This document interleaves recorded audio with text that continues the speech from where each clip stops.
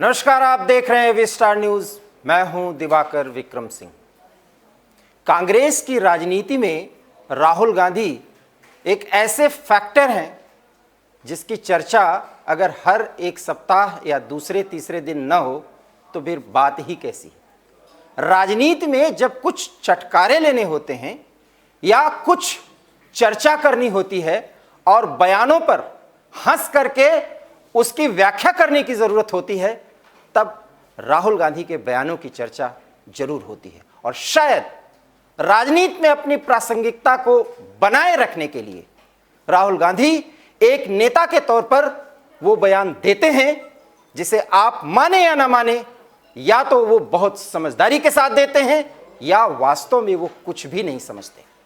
बड़ा सवाल है कि राहुल गांधी इस तरह की बातें या इस तरह के बयान देते क्यों हैं, और वो क्या बयान देते हैं और किस संदर्भ में बयान देते हैं। शायद वो जानने का और उसे सिद्ध करने का दावा भी करते हैं, उसे सिद्ध करने की कोशिश भी करते हैं, लेकिन उनकी कोशिशें किस तरीके से नाकाम और बेकार हो जाती हैं। जरा पहले ये बाइट सुनिए और खुद ही अंदाजा लगाइए कि राहुल गांधी की सोच कांग्रेस को आगे ले जाने के लिए जो है वो किस दिशा में आगे जा रही है। आपने देखा होगा अभी गांधी जी के साथ आपको 3-4 महिलाएं दिखेंगी सही। के साथ आपने किसी महिला की फोटो देखी है? कभी देखी है? हो ही नहीं सकता। मैं एक इतिहास का विद्यार्थी रहा हूं और आधुनिक भारत, मध्यकालीन भारत और प्राचीन भारत का मैंने अध्ययन किया है। और मुझे पता है कि आजादी के आंदोलन में 1920 के दशक से लेकर 1947 या आप कहें कि 1910 के दशक से लेकर 1947 तक महात्मा गांधी भारतीय राजनीति के एक युग पुरुष, प्रासंगिक पुरुष, या आप कह सकते हैं वो फैक्टर थे जिसके कारण साम्राज्यवादी अंग्रेज या इंग्लैंड का वो शासक वर्ग परेशान था, मजबूर था, और वही वो प्रयास थे जिसके कारण अहिंसा का एक सिद्धांत भी आया। ये और बात है कि गांधी जी उन दिनों भी महिला और पुरुषों में कोई भेद नहीं किया करते थे और वो एक ऐसे युग प्रवर्तक, युग पुरुष के रूप में माने जाते थे कि उनके फॉलोअर्स जहां भी वो रहते थे, क्योंकि उन्हें महात्मा की उपाधि मिली और उनका जीवन एक त्यागी पुरुष की तरह था, इसलिए उनके फॉलोअर महिला भी थे और पुरुष भी थे। और उनके दैनिक प्रक्रियाओं में जो वो कहते थे वो करते थे, कथनी और करनी में अंतर नहीं था। इसलिए वो महात्मा थे और महात्मा के पीछे सैकड़ों लोग चलते थे, उनके आश्रम में भी लोग रहते थे और दैनिक प्रक्रियाओं में उनके साथ महिलाएं भी चलती थीं, आती थीं, जाती थीं और एक सेविका के तौर पर, एक फॉलोअर के तौर पर गांधी जी के प्रति पूर्णतः समर्पित थी। ये इतिहास का विषय है जो एक इतिहास का विद्यार्थी होने के नाते, पत्रकार होने के साथ ये मेरी जानकारी है। लेकिन अगर इसी जानकारी को राहुल गांधी एक राजनीति के प्रसंग में या संदर्भ में प्रस्तुत करें तो सवाल बड़ा है कि वर्तमान कांग्रेस का एक बड़ा नेता कांग्रेस की स्थापना से लेकर कांग्रेस को वजूद और कांग्रेस को मजबूत करने वाले महात्मा गांधी पर इतनी बड़ी टिप्पणी कर भी कैसे सकता है। मैं किसी राजनीतिक बयानबाजी का जिक्र नहीं करना चाहूंगा। हमारे सहयोगी, कैमरा सहयोगी निहाल सिंह पूरे उस प्रोग्राम को कवर कर रहे थे और कांग्रेस महिला स्थापना दिवस के 38 साल के संदर्भ में उसके पूरे होने के अवसर पर एक प्रोग्राम था और उस प्रोग्राम में महिलाओं के साथ साथ पुरुष कार्यकर्ता भी थे और वहां पर वो पूरी बातें जो उन्होंने कही, हमारे सहयोगी कैमरामैन निहाल सिंह ने उसको अपने कैमरे में कैद किया और जिस कंटेंट पर उन्होंने हमारे साथ चर्चा की, मैंने उन्हीं कुछ कंटेंट्स में, उन्हीं कुछ तस्वीरों में, उन्हीं कुछ दृश्यों में कुछ तस्वीरें और दृश्य हमने निकाले हैं और वो बाइट्स हमने सुनवाए हैं, जिसमें राहुल गांधी ने यह साफ साफ कहा कि गांधी जी के साथ 4 से 6 महिलाएं, वैसे तो 4 का उन्होंने ज्यादा जिक्र किया, वो चलती थी। क्या मोहन भागवत के साथ भी महिलाएं चलती हैं? सवाल तो यह था। मैं राहुल गांधी जो कहना चाहते थे वो भी मैं कहना चाहूंगा। वो ये कहते थे कि महिला पुरुष में कहीं भी असमानता नहीं होती थी। ये गांधी जी का दृष्टिकोण था, एक कांग्रेसी नेता के तौर पर नहीं, बल्कि वो एक ऐसा सामाजिक राजनीतिक आंदोलन के एक नेता के रूप में जहां भारत का हर नागरिक उन्हें युग पुरुष के तौर पर देखता था। वो गांधी जी जब किसी फॉलोअर को देखते थे तो वहां पुरुष और महिला का भेद नहीं होता, लेकिन उसी के दृष्टिकोण को, उन्हीं गांधी जी के इस प्रयोग को राहुल गांधी ने जिस तरीके से परिवर्तित करने और जिस तरीके से प्रस्तुत करने की कोशिश की और जिस तरीके से संघ प्रमुख के साथ इन दोनों मुद्दों को कनेक्ट करने की कोशिश की, बड़ा सवाल है कि राहुल गांधी, माफ करिएगा, मुझे मेरे मुंह से उनके पिता का भी नाम निकल रहा है, राहुल गांधी आखिर में ये दोनों बातों में समानता या मतभेद या विभेद करना क्यों चाहते थे? मोहन भागवत राष्ट्रीय स्वयंसेवक संघ अर्थात आरएसएस, जो एक स्वयंसेवी संस्था है, राष्ट्रवाद हिंदुत्व के आधार पर जो देश की धारा को एक साथ सबको लेकर के आगे बढ़ना चाहती है, उसके सर्वेसर्वा हैं, सरसंघ चालक हैं। और महात्मा गांधी राजनीतिक आंदोलन, भारतीय स्वतंत्रता आंदोलन के युग प्रणेता, युग पुरुष थे। अब महिलाएं अगर उनके साथ चलती थीं तो राहुल गांधी ने सिद्ध करने की क्या कोशिश की, ये आप जरा समझिए। और दूसरी तरफ मोहन भागवत गांधी जी की तुलना में कहां बराबरी पर आ खड़े होते हैं? राहुल गांधी ने क्या इस बात का कुछ इल्म लिया, संज्ञान में लिया? क्या उन्होंने यह सोचा कि महात्मा गांधी की तुलना अगर उन्होंने संघ प्रमुख से कर दी तो एक तरफ उन्होंने महात्मा गांधी के उस औरा के साथ नाइंसाफी की है और दूसरी तरफ मोहन भागवत जो सरसंघ चालक हैं उन पर टीका टिप्पणी करने की कोशिश की है, जो एक बहुत ही ओछी हरकत मानी जाएगी। किसी महिला का किसी पुरुष के साथ उसका सहभागी होना, उसके साथ घूमना और उसके साथ साहचर्य के साथ अपने कदम से कदम मिलाकर आगे बढ़ाना, अगर यह नजीर बनता है तो राहुल गांधी की मानसिकता या उनकी कम सोच, उसको सहज समझा जा सकता है।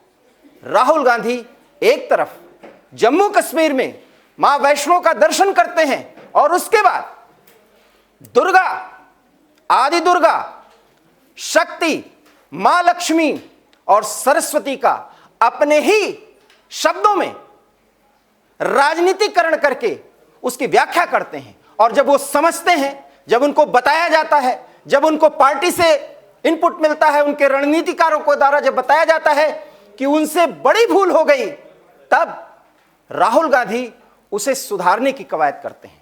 और उसी मंच से जब कांग्रेस महिला दिवस स्थापना समारोह संपन्न हो रहा था, तब उन्होंने उसकी भी व्याख्या करने की कोशिश की।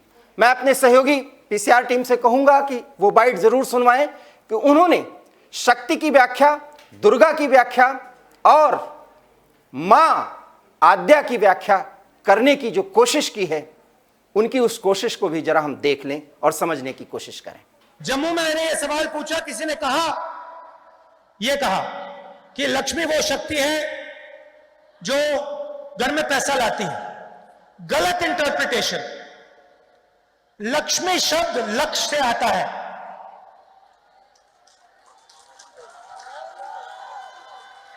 लक्ष्य को जो शक्ति पूरा करती है, आपके दिल में कोई भी लक्ष्य हो, कोई पैसा बनाना चाहता है, कोई फुटबॉल खेलना चाहता है, कोई राजनेता बनना चाहता है, उसके दिल में जो भी लक्ष्य होता है उसको जो शक्ति पूरा करती है उसे हम लक्ष्मी कहते हैं। दुर्गा शब्द आता है दुर्ग से। दुर्ग का मतलब किला, दुर्गा मतलब वो शक्ति जो रक्षा करती है।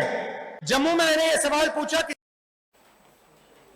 मैं किसी राजनीतिक पार्टी का सदस्य नहीं हूं, लेकिन मैं हिंदी साहित्य का विद्यार्थी रहा हूं और आज भी मुझे नहीं पता है कि लक्ष्य शब्द लक्ष्मी से बना है। निश्चित रूप से यह भी राहुल गांधी के कोई सलाहकार होंगे जिन्होंने यह बताया होगा कि लक्ष्मी और लक्ष्य पर्यायवाची हैं।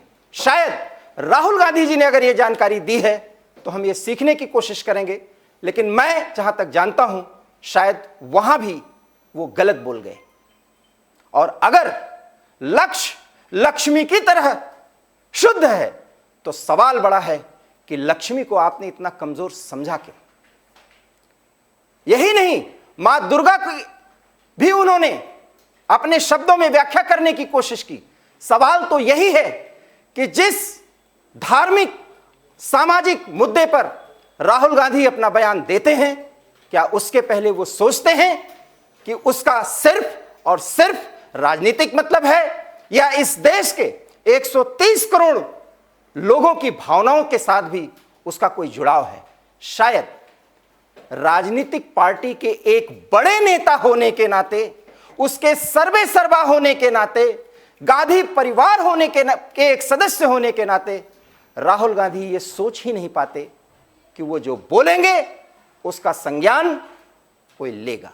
संज्ञान तो इस कदर लिया जाता है कि फेसबुक, ट्विटर और उन सारे सोशल मीडिया के हर एक प्लेटफॉर्म पर राहुल गांधी के बयानों की चर्चा या तो हंसने के लिए ली जाती है, की जाती है, या तो फिर उसके जो मायने निकाले जाते हैं उसके संदर्भ में मैं कुछ कहना भी नहीं चाहूंगा। बड़ा सवाल है, 100 साल से भी अधिक एक उस पार्टी के नेता के रूप में जिस पार्टी का एक अखिल भारतीय स्तर है, राहुल गांधी इस तरह के बयान को देकर क्या पार्टी की प्रासंगिकता सिद्ध करना चाहते हैं और क्या अपनी उपादेयता सिद्ध करना चाहते हैं? सवाल तो यह भी है। लेकिन इन सवालों से घिरे राहुल गांधी पिछले 7 से 10 सालों के बीच ऐसे तमाम इतने बयान दे चुके हैं जिसके बारे में अब उन्हें क्या कहा जाता है मैं ये भी जिक्र करना नहीं चाहूंगा, क्योंकि मैं मानता हूं कि पत्रकारिता की अपनी एक सीमाएं जरूर होनी चाहिए। लेकिन सवाल यह है कि राहुल गांधी को किसने यह अधिकार दिया कि वह इस देश के हिंदू देवी देवताओं, महापुरुषों, उनके अपनी कार्यशैली और उनके दैनिक दिनचर्या के संदर्भ में वो बातें करें जिसके बारे में उन्हें पता भी ना हो? और अगर पता है तो वो ऐसा करते हैं तो यह साफ है कि अगर उन्हें कांग्रेस का, फिर मैं कहता हूं कि मैं उस शब्द का नाम नहीं लूंगा, अगर वो कहा जाता है तो गलत नहीं है। बड़ा सवाल है, क्या इसी आधार पर आप विपक्ष की राजनीति करते हुए भारतीय जनता पार्टी या प्रधानमंत्री मोदी को घेर पाएंगे? सवाल यह है, जिस मुद्दे पर आपको विपक्ष की राजनीति करते हुए सत्ता पक्ष को घेरना चाहिए, वहां आप सिर्फ और सिर्फ व्यक्तिगत रूप से आरोप लगा करके अपनी राजनीतिक कुंठा प्रदर्शित करते हैं। और अगर ऐसा वो करते हैं तो उस कुंठा प्रदर्शन में एक व्यक्ति के साथ अपमान तो करते ही करते हैं, राष्ट्र की भावनाओं के साथ अपमान करते हैं। बड़ा सवाल यह है कि राहुल गांधी, आपको यह अधिकार किसने दिया?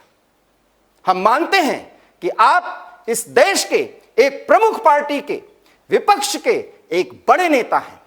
आपका संसदीय परंपरा में जीने का जो एक अंतराल है, जो समयकाल है, वो 1 दशक से ज्यादा हो चुका, और ऐसे में भी आप कार्यकर्ताओं के बीच किसी रैली में अगर ये बयान देते हैं तो क्या इस देश का नागरिक होने के नाते और एक संयत पत्रकार होने के नाते हमारा ये दायित्व नहीं बनता है कि हम आपसे पूछें कि किसने अधिकार दिया आपको हिंदू देवी देवताओं और इस देश के कर्णधारों महापुरुषों के साथ वो खेल करने का, उनके साथ वो बातें, वो शब्द जोड़ने का जिससे देश की भावनाओं का पूरी तरह से खिलवाड़ होता हो? बड़ा सवाल यह भी है। मैं किसी राजनीतिक बयानबाजी की चर्चा नहीं करूंगा कि राहुल गांधी के बयान पर योगी आदित्यनाथ ने क्या टिप्पणी की, नरेश अग्रवाल ने क्या टिप्पणी की। न मैं उन बाइटों की चर्चा करना चाहता हूं, न मैं वो दिखाना चाहता हूं। हमारे सहयोगी निहाल सिंह ने जो एक वीडियो जर्नलिस्ट के तौर पर जिन बातों को देखा समझा, वो तमाम सारी बातें हमने बहुत आराम से देखा समझा, और राहुल गांधी के दिए गए बयानों को मैंने पूरी तरह से देखने के बाद उसका अनुशीलन किया और निष्कर्ष पर पहुंचा कि वास्तव में राहुल गांधी मनमानी करने पर आतुर हैं, व्याकुल हैं और किसी भी कीमत पर अपने आप को प्रासंगिक बनाने का प्रयास कर रहे हैं। शायद इसीलिए गांधी जी के साथ महिलाओं के चलने पर वो एक सवाल उठाते हैं, मोहन भागवत जैसे एक राष्ट्रवादी व्यक्तित्व के साथ महिलाओं का एक तारतम्य स्थापित करने की कोशिश करते हैं। और सबसे बड़ा सवाल यह है, जिस महिला शक्ति की तारीफ और महिला शक्ति को कांग्रेस के मंच से स्थापित करने की कोशिश करते हैं, उसी महिला शक्ति का वो मजाक भी बनाते और बनवाते हैं। बड़ा सवाल है, राहुल गांधी जी, ये अधिकार आपको किसने दिया? और इन्हीं सवालों के संदर्भ में उस पार्टी पर कोफ्त होता है जो अपने ट्विटर हैंडल से सीधे सीधे राहुल गांधी के बयानों पर ही टिप्पणी करते हुए यह कहता हो कि गांधी जी के साथ तो 4 महिलाएं घूमती थीं, कोई बताए मोहन भागवत के साथ कितनी महिलाएं घूमती हैं? क्या महिलाएं घूमने या एक शोपीस हैं कि अगर किसी के साथ घूमे या किसी के साथ उठे बैठे तो वही उसकी लोकप्रियता का मानक और मानदंड होगा? बड़ा सवाल यह है कि एक ऐसे राजनीतिक पार्टी के नेता के रूप में जिसका स्तर अखिल भारतीय स्तर का हो, उस नेता के तौर पर और आने वाले समय में राष्ट्रीय कांग्रेस के अध्यक्ष के तौर पर, मैं ये मानता हूं कि आने वाले समय में वो अध्यक्ष पद से जरूर नवाजे जाएंगे, उसके नेता के तौर पर और आने वाले समय में उसके मुखिया के तौर पर अगर राहुल गांधी की सोच यही है तो संदेह है कि इस अखिल भारतीय पार्टी का कोई स्तर, कोई वजूद बचा रह पाएगा। और चूंकि हम लोकतंत्र में जीते हैं, इस लोकतंत्र में अगर सत्ता पक्ष को मजबूत होना चाहिए तो हम मानते हैं कि विपक्ष को भी मजबूत होना चाहिए। और विपक्ष की ये कमजोरी एक बड़ा सवाल उठाती है, और यही सवाल शायद हमारे आपके जहन में तब तक उठती रहेगी जब तक राहुल गांधी एक नेता के तौर पर अपने आप को गंभीरता के साथ हर मंच से, हर उस स्थान से प्रस्तुत न कर सकें। आज बस इतना ही। देश और दुनिया के तमाम बड़ी खबरों के लिए देखते रहिए एवी स्टार न्यूज़। दीजिए इजाजत, नमस्कार।